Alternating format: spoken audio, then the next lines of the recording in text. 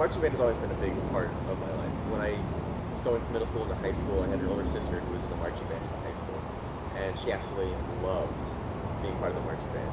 It was just the entirety of her social circle. And I had been through a series of moves before that, so my friend circle was a little small. A lot of my good friends had moved away. So, at the encouragement of my sister and my parents, actually, I joined marching band in high school, and it turned out to be the greatest thing for me. I learned a lot about how to socialize with people properly. It was good, and sometimes not so properly. But it became a central point in my life, and I wanted to really continue that going into college.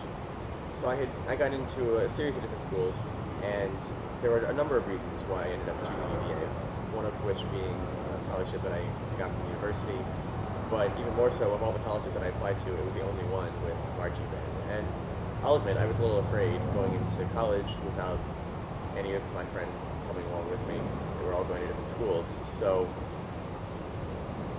it was important for me to find a scenario where I could make friends quickly, have almost an engineered situation where I would be able to interact with people and be forced to interact with people. And I really had an opportunity to make a lot of friends and to really put myself out there, to get involved, to get active. And marching band at the university was an excellent opportunity. I will admit that when I applied, I didn't realize that the marching band had only been refounded a year prior. So coming into a new organization like that, it ended up being incredible just to be a part of the beginnings of such a group. But I had a series of early impressions, early memories of the marching band that I think they all kind of shaped the way I viewed it. So my first kind of exposure to talking even about marching band was at orientation. I actually ran into Allison Leach, who was in a clarinet section with me, and she ended up being one of my roommates for a couple of years. She was in the same department that I was in at college, so it ended up being kind of a very fortuitous occurrence that we ended up in the same orientation session. We'd never spoken before, hadn't met each other before, until we mentioned in the middle of our orientation circle that we were both in marching band, we were both going to be a part of the marching band. And I, at that point, hadn't done really any research. I hadn't even tried to look for a website. I hadn't received any emails. I hadn't even accessed my UVA email account at that point. So just that first conversation was the first exposure I had of it, the first opportunity I had to really talk about it. Kind of going from there, maybe 2 or 3 days before band came, I wasn't really sure what was going to happen. I generally knew from the information that had been sent that I had to show up at English Inn, which was the older location where we used to originally house the band during band camp. I had to show up at the English Inn at a certain time on a certain Saturday, and that is all I knew.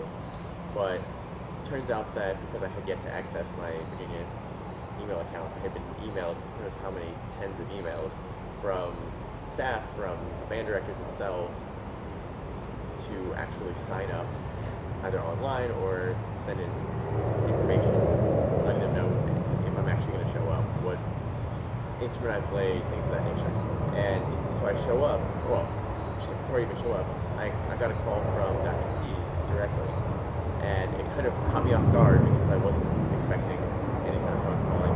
Not one of those people that tends to enjoy making phone calls, but he called me up and sounded very rushed, very hurried, maybe a little panicked, which is understandable. It was a couple days before, and he was still trying to figure out what the band roster was going to look like. But he called me up and he told me to get online and fill out this information, get it together, because it had to happen. And so I was panicked the first day I showed up at the English Inn. But what kind of made everything great was I walked in the front doors, and there are sliding glass doors, and as they open, there's a parade of people basically just cheering as I walk in.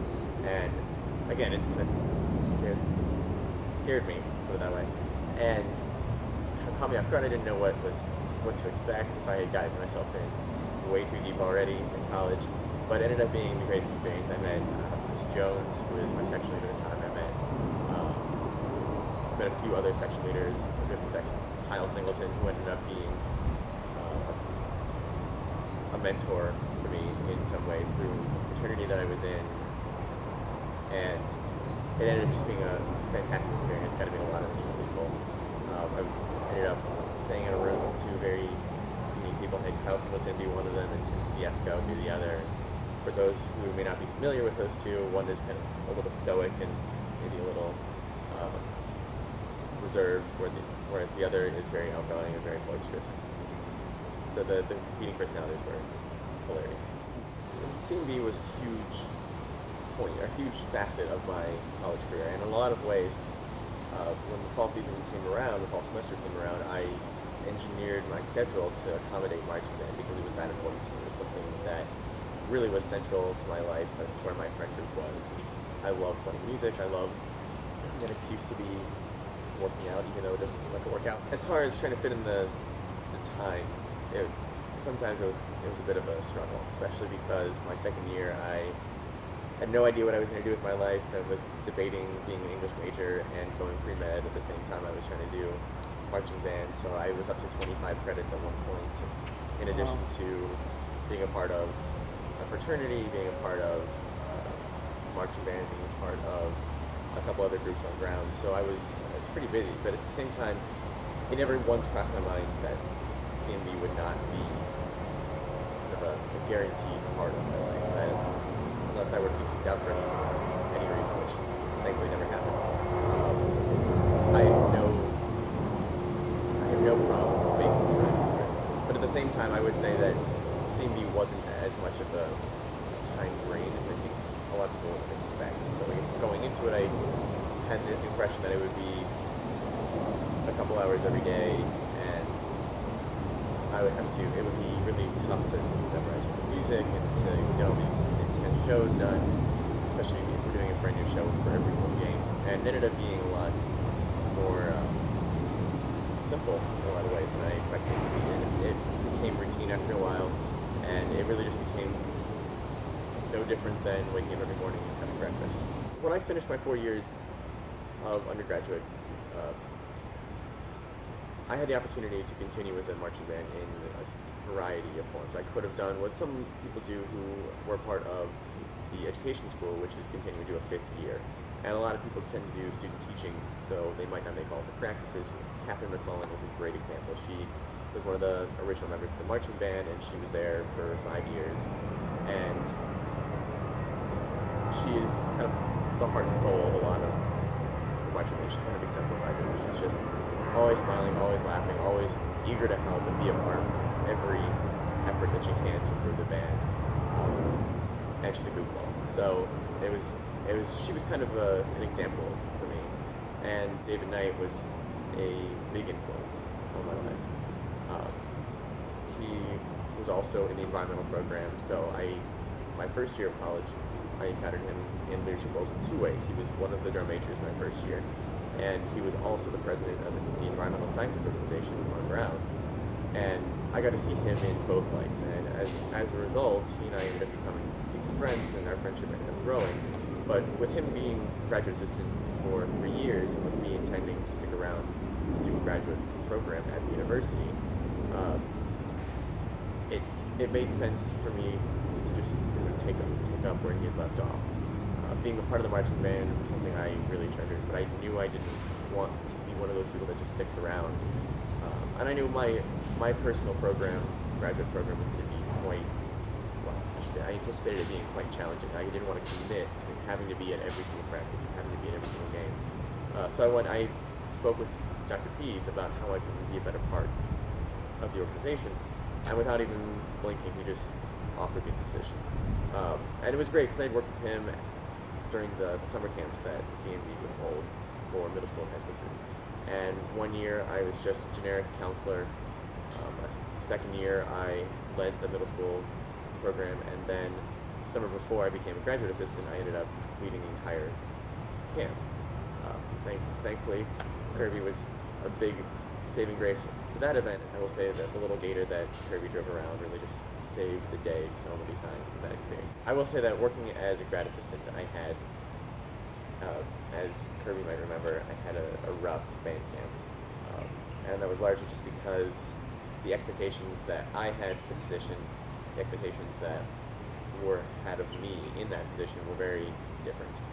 Um, and I basically walked in, having helped out the summer previous, thinking that I knew generally what was going to be expected of me, what kind of demands were going to be put on me, what kind of stress the situation, the position was going to entail. And I walked into the role as graduate assistant right after David Knight had vacated it. He just moved to Penn State to pursue his doctorate degree.